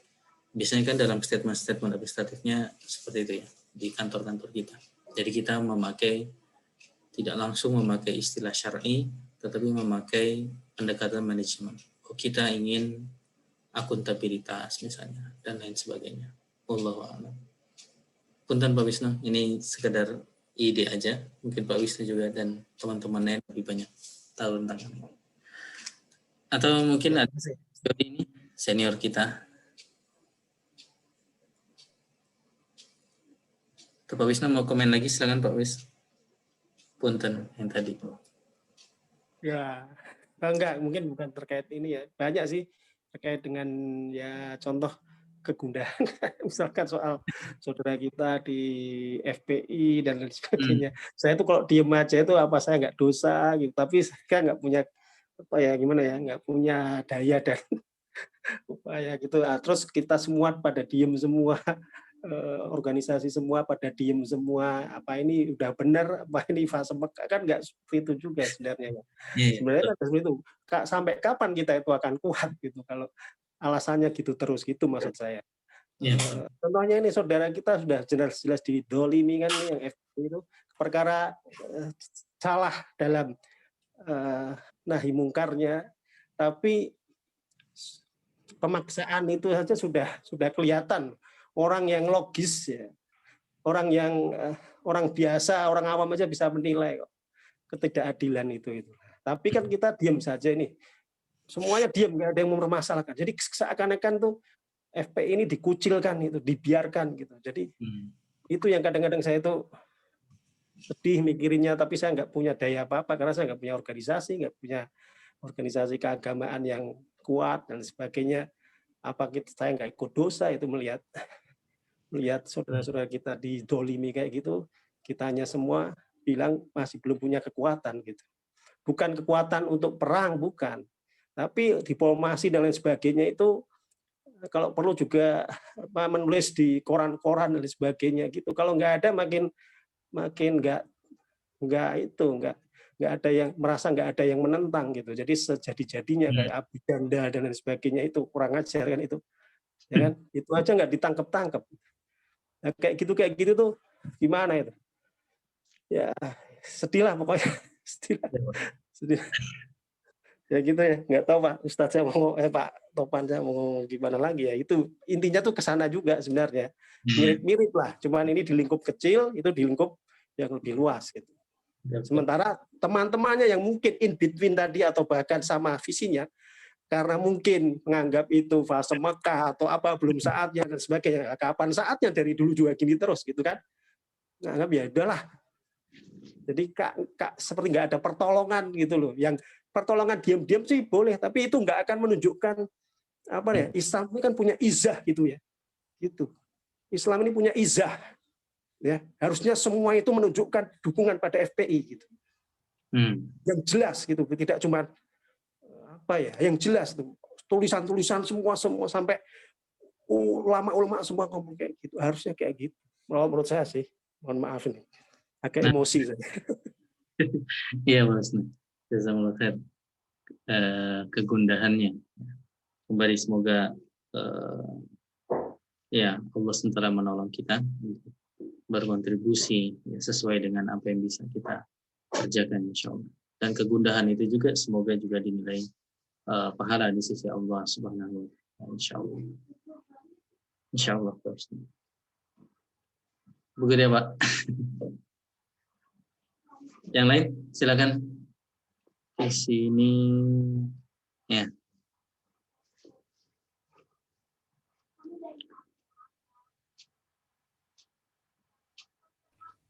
Halo. Baik, terima kasih Pak Wisnu dan Mas Topan atas diskusi menarik. Sudah memang menghadapi realita hidup, tapi insya Allah dengan bantuan Allah kita bisa berbuat sesuai dengan kemampuan kita juga. Selanjutnya mungkin salah satu pertanyaan dan atau mungkin satu topik diskusi lagi para sahabat. Insya Allah kita sudah hampir 1,5 jam.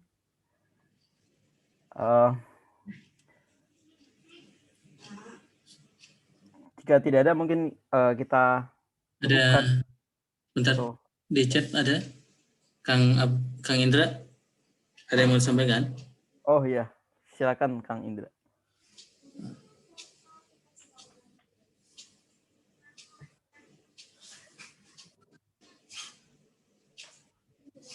Oh iya.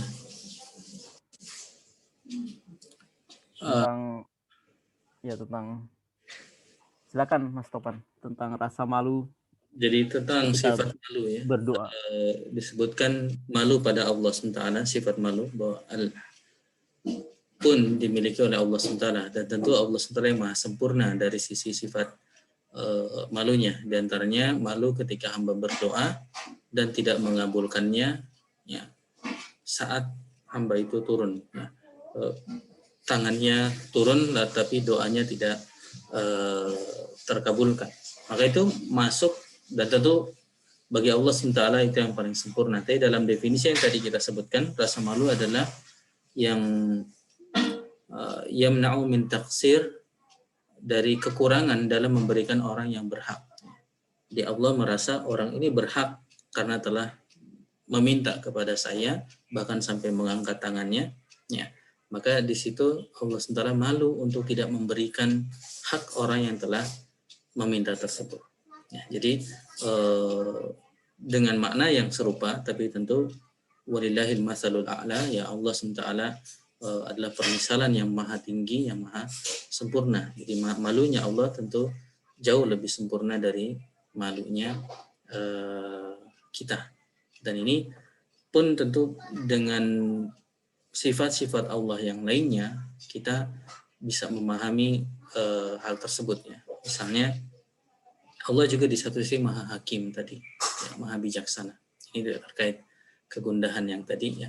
Kita bisa berdoa kepada Allah SWT, dan Allah SWT sebenarnya malu untuk tidak mengabulkan permintaan kita tersebut ya. Misalnya kita mengeluhkan kegundahan kita itu kepada Allah SWT ya, dalam hadis sebutkan Allah malu untuk tidak mengabulkan hal tersebut.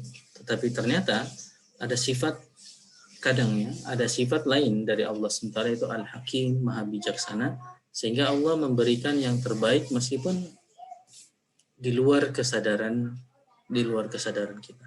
Dan ini maaf nih saya jadi nyambung dengan tadi yang tentang kegundahan tadi, karena bisa jadi memang kembali bagi kita ya, selalu dengan nuansa optimis ya maksudnya, karena bisa jadi memang yang terjadi setiap saat itu sebenarnya Allah tidak menunggu kemenangan, Allah tidak meminta kita kemenangan. Yang Allah bukan panen, yang Allah setiap saat adalah orang-orang yang Allah nilai sebagai orang-orang yang menang dari sisi ujian Allah SWT. Tadi kembali ke pernyataan faktor di ayat awal surah Mulk tadi ya. Apa itu? Alladzi khalaqal mauta wal hayata liyabluwakum ayyukum ahsanu amala. Allah menciptakan hidup dan mati untuk menguji kalian, ayyukum ahsanu amala, siapa yang paling baik amalnya.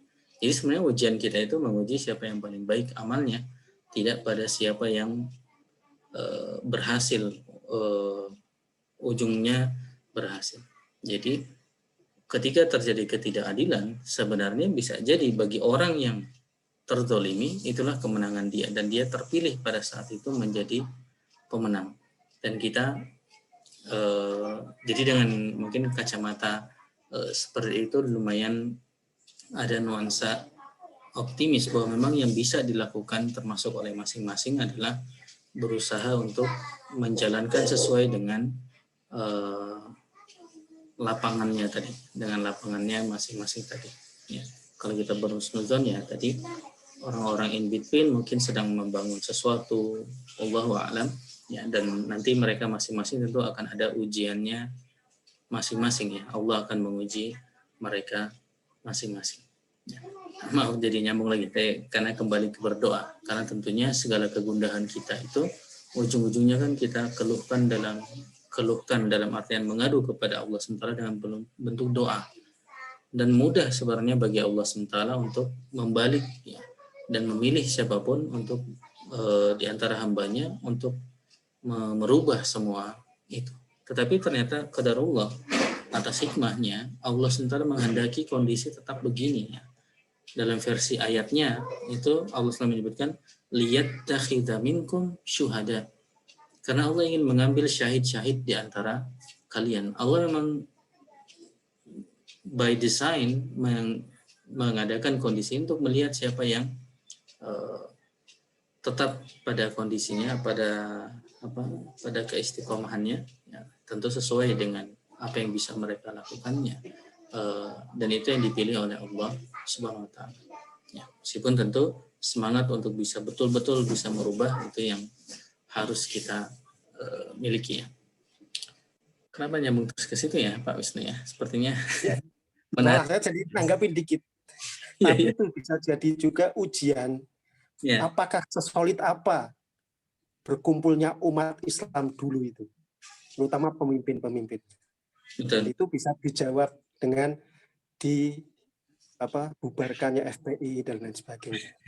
Ternyata kurang solid. Kalau secara kasat mata kurang solid, saya bilangnya seperti itu.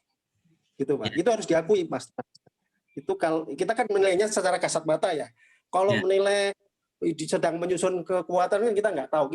Saya sebagai orang awam itu menilainya secara kasat mata aja. Jadi ternyata begitu pemimpinnya, mohon maaf ini saya terbuka, saya sukanya terbuka ya. Jadi mohon jangan disalah tafsirkan. Ketika waktu itu yang menggerakkan adalah Habib Rizik kemudian ditangkap, ternyata lumpuh total, nggak ada lagi yang menggerakkan. Maksud saya bukan menggerakkan people power, enggak, tapi bagaimana umat Islam itu benar-benar membela entah itu pengacaranya, entah itu apa, entah organisasi itu belum kelihatan itu, malah semakin dikoyak-koyak munculnya Abu Janda dan sebagainya. Kalau padahal sudah solid nih, tiba-tiba ada masalah kayak gitu menghilang lagi, itu kan bukan sebuah strategi yang apa ya? Jadi kelihatan bahwa secara kasat mata terjadi penurunan meskipun mungkin Allah punya skenario yang lain. Tapi ini saya bicara tentang yang kelihatan aja gitu, yang kelihatan saja. Mohon maaf nih. Jadi balik lagi itu kayak balik lagi gitu loh. Karena nggak ada pemimpin. Berarti itu bisa jadi ujian dari Allah juga gitu. Jadi bukannya kita harus introspeksi juga bahwa kita itu memang belum solid gitu aja. Ukhuwah Islamiyah itu ternyata belum sesolid yang diharapkan. Seperti itu. Kenapa? Nah, itu yang harus dipikirkan. Apakah tadi malu, takut, atau gimana, atau mungkin memang belum terorganisasi dengan baik, sehingga masih terkotak-kotak dengan organisasinya. Seperti itu. Ini karena Midori, jadi saya ngomongnya bebas saja. Jadi yang organisasi A sibuk untuk membesarkan A-nya, yang B sibuk dengan B-nya, yang C sibuk dengan C-nya gitu. Padahal dulu sudah merekat bahkan monumental sampai menggetarkan dunia gitu. Ternyata itu masih belum semua rohnya itu atau hatinya itu terikat. Seperti itu. Mohon maaf nih, ini penilaian saya sebagai awal. Penilaian saya sebagai awal. Memang saya dari dulu ketika, mohon maaf nih, ketika saya naik haji, umat Islam itu memang mungkin masih jauh untuk bisa berbicara di dunia. Itu kelihatan ketika tawaf aja udah. Tawaf itu saling gontok, saling dorong, mungkin, mohon maaf nih, mungkin nih saya suka, mungkin akhirnya Allah ingin beri pelajaran. Pakai corona, itu jadi rapi itu tawaf. Seperti gitu loh. Kamu gitu aja nggak bisa ngatur, sudah banyak ahlinya, sudah banyak ininya, tinggal bikin simulasi supaya alirannya itu bisa lancar dan sebagainya. Itu aja nggak bisa. Tahu nggak solusinya? Kasih corona, semua beres, semua ternyata jadi bagus, indah gitu. Meskipun airnya sedikit yang tawaf. Itu sentilan yang sangat keras itu sebenarnya kalau kita mau berpikir. Seperti kalau saya punya, misalkan punya keluarga saya nggak karuan, akhirnya saya sentil gini, akhirnya yang boleh ke rumah saya cuma orang-orang tertentu gitu, kayak gitu. Itu harus jadikan apa ya namanya ya, bagaimanapun, mohon maaf nih, kan kita selalu berhusnudon, tapi kita juga harus berpikir bahwa jangan-jangan ini ujian dari Allah ya. Dan biasanya kalau ujian yang demikian besar ini adalah kayak di lembah kematian itu ya, dalam bisnis itu ya. Kita akan, kalau kita bertahan dan terus mengusahakan ukhuwah, itu kita akan melejit ke atas. Jadi sebenarnya ini adalah jawaban insya Allah dari Allah ini. Kita itu dijerembabkan sampai serendah-rendahnya umat Islam ini. Nah, salah satunya sekarang ini, di mana kita dikuliti, ditelanjangi, mohon maaf nih, pengakuan kita bahwa kita sudah kuat ukhuwahnya dan sebagainya, sampai kita semua kembali merasa bersalah, merasa rendah diri, ternyata kita belum ada apa-apanya. Nah, sampai penghambaan yang sebenar-benarnya menyerahkan pada Allah, dan ini jadi titik balik untuk ke atas, mudah-mudahan seperti itu.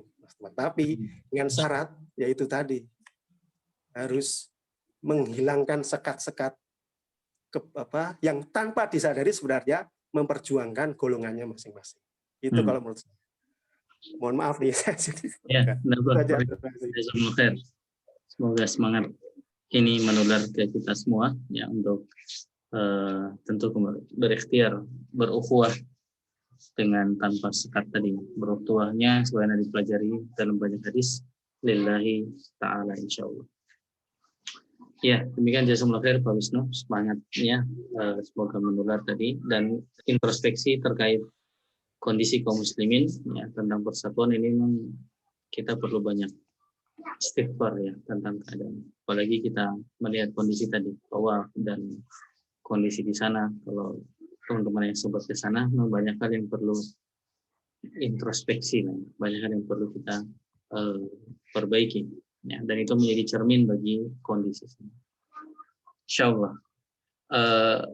Mungkin kembali ke itu tadi pertanyaan Indra, wallahu alam, tanggapan saya seperti itu Kang Indra. Jadi memang itu sifat malu dan masih seirama dengan definisi malu yang kita sampaikan tadi, yaitu Malu untuk tidak memberikan hak seseorang secara sempurna.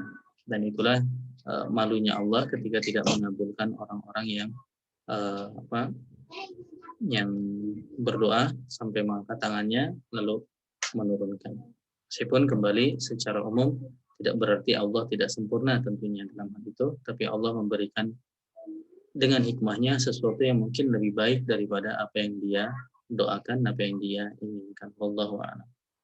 Nah, mantap, jazakallahu khair. Oke, Kang Vector, Kang Agus jadi mau komentar? Kali mau komentar. Ada teman lain lagi. Monggo, Kang. Setuju dengan pendapatnya Kang Wisnu. Ya itu aja. Ya bisa apa yang harus bisa kita lakukan? Yang paling tidak kan sesuai dengan kemampuan masing-masing ya. Paling tidak hati kita tidak menyetujui apa yang dilakukan. Walaupun itu sebetulnya selama-lamanya iman kira-kira begitu. Tapi paling tidak kita masih punya keimanan kira-kira gitu aja. Memang dalam suasana yang seperti ini, ya barangkali setiap orang juga punya ijtihad masing-masing barangkali segitu aja. Ya. Nah, tapi betul yang dikatakan itu jadi bahan renungan lah, renungan bagi kita semua. Nah, itu mungkin tadi ya mirip seperti Pak Wisnu dia, Kang Agus, jadi menyadari bahwa kondisi kita ini kondisi yang tidak ideal dan dalam keadaan selemah-lemah iman ya. Artinya perlu pengakuan itu penting sehingga mungkin mulai berusaha untuk naik, tidak lagi di paling rendah, coba naik lebih atas, insya Allah. Insya Allah. Khair, jazakumullah khair. Kang Vector. Baik, terima kasih Pak Agus, Pak Wisnu juga atas komentarnya dan juga Kang Indra tadi terakhir. Insya Allah kita cukupkan sampai di sini dulu kajian kita kali ini. Jazakallahu khairan pada Mas Topan Setiadipura tentang ilmunya dan juga para sahabat yang lain yang sudah memberikan pertanyaan juga komentar. Insya Allah kita lanjutkan pekan depan. Insya Allah semoga Allah memberikan kita istiqomah dalam mempelajari hadis Arba'in An-Nawawi dan juga diskusi terkait yang menarik setelahnya.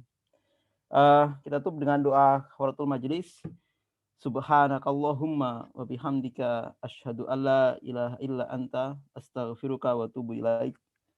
Demikian. Assalamualaikum warahmatullahi wabarakatuh. Waalaikumsalam.